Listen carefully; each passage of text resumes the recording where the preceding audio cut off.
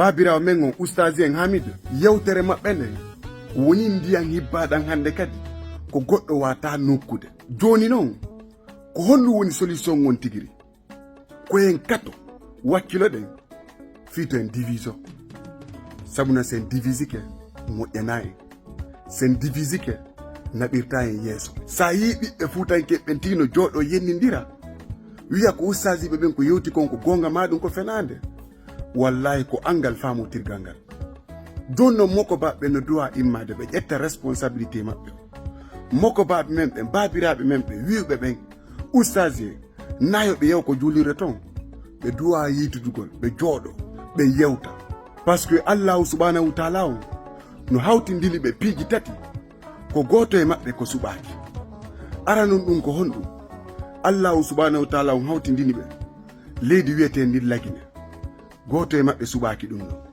allahu subhanahu wa taala on gayni kadi hawtindini ɓe kadi leñol gotol ko wiyete leñol pullo, goto e maɓɓe suɓaki ɗum ɗo. allahu subhanahu wa taala on gayni kadi hawtindini ɓe kadi diina gota, diina wiyete ka diina l'islam, goto e maɓɓe suɓanoke ɗum ɗo.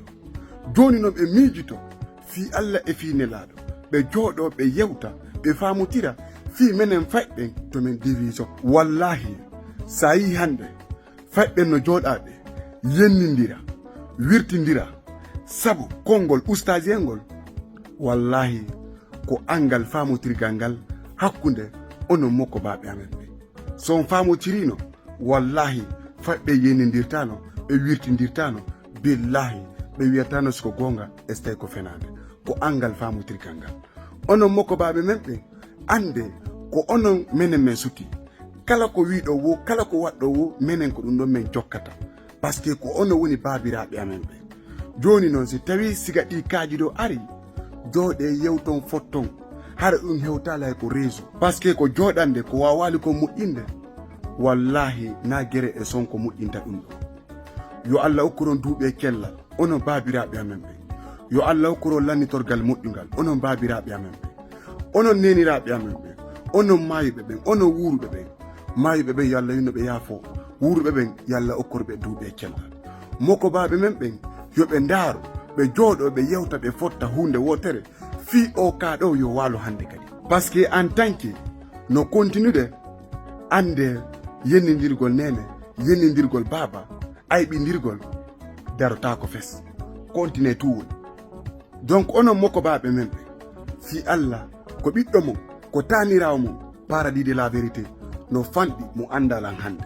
Sa yi miɗa yewtude par ce que hande mi woni neɗɗo jentaɗo hande e nder lagine partout, woni lagine woni ailleurs. Donc moko baɓe men ɓe fi Allah jooɗe yewto ande en fop meɗen koye hunde wotere wonɗen. Accen jerindirgol, accen naɓindirgol karamo ko, accen hande janfodirgol. Sa yi ha joni taw pullo wawali laamogol tan lagine janfano tawa e nder mum. Donc accen janfodirgol jonnodiren juuɗe, sabuna en fop meɗen koye nene goto baba goto, ko en fop meɗen hawti lagine, ko en fop meɗen hawti Fuuta. Donc moko baɓe men ɓe yoɓe jooɗo ɓe yewta ɓe fotta hunde wotere ko tawata wawa en nafude en fop meɗen. Par ce que ko jooɗande e yewtande ko wawali ko moƴƴinde na guere e sonko wawata moƴƴinde ɗum ɗon. Yoɓe jooɗo ɓe fotta hunde wotere sabuna siɓe fotti ko ɗum ɗo wawata en nafude, siɓe jonnodiri juuɗe ko ɗum ɗo wawata en nafude. C'est Paradis de la vérité et rien que la vérité. Et wassalam.